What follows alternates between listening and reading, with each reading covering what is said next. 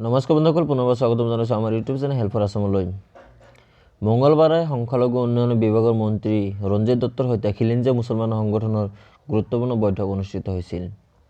বৈঠকৰ পিছতে নিজৰ নাম সলনি কৰিলে সংখ্যালঘু উন্নয়ন পৰিষদৰ অধ্যক্ষ মমিনুল আৱালে। মঙলবাৰৰ সভাত গৰিয়ামৰীয়া দেখি জুলহা লোকসকলৰ লগ গণনা সম্পূৰ্ণ কৰাৰ সিদ্ধান্ত গ্ৰহণ কৰা হয়। মুখ্যমন্ত্ৰী সভা কক্ষত অনুষ্ঠিত মঙলবাৰৰ সভাত 21টা সংগঠনৰ প্ৰতিনিধিয়ে অংশগ্ৰহণ কৰিছিল। সভাৰ পিছতে নিজৰ নাম সলনি কৰাৰ সিদ্ধান্ত লৈছিল জনগোষ্ঠীয় সমন্বয়ক পৰিষদ মুখ্য আহ্বায়ক তথা সংখ্যালঘু উন্নয়ন পৰিষদৰ অধ্যক্ষ মমিনুল আৱালে।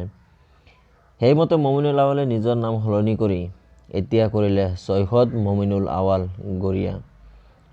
দুই এদিনতে শপতনামা যোগে সলনি কৰি তেওঁ জনাজাত হ'ব সৈয়দ মমিনুল আৱাল গৰিয়া নামেৰে।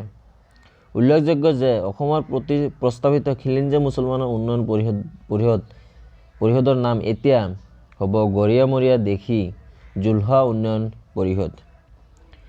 কিছু বিতৰ্কৰ কাৰণে চৰকাৰৰ পৰিষদৰ নামৰ পৰা খিলঞ্জীয়া আৰু মুছলমান শব্দ দুটা ব্যৱহাৰ নকৰাৰ সিদ্ধান্ত লৈছে। মঙলবাৰে অসমৰ বিভিন্ন প্ৰতিনিধিৰ সৈতে 3 ঘণ্টাজোৰা বৈঠকৰ পিছত এই কথা জনায় সংখ্যালঘু উন্নয়ন বিভাগৰ মন্ত্ৰী ৰঞ্জিত দত্তই।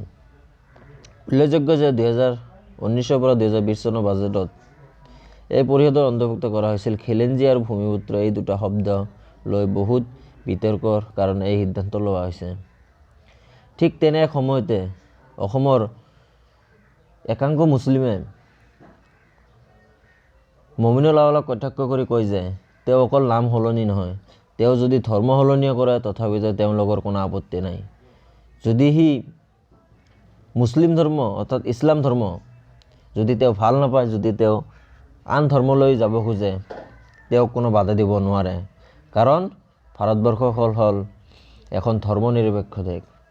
ইয়াত যিসকলে বাস কৰে যিকোনো ধৰ্মত তেওঁলোকে যাব পাৰে। এইখিনি আছিল বন্ধুসকল ভিডিঅ'টো। যদি ভিডিঅ'টো ভাল লাগিছে লাইক কৰি দিব, কমেণ্ট কৰি দিব, শ্বেয়াৰ কৰি দিব, চেনেলটো ছাবস্ক্ৰাইব কৰি দিব।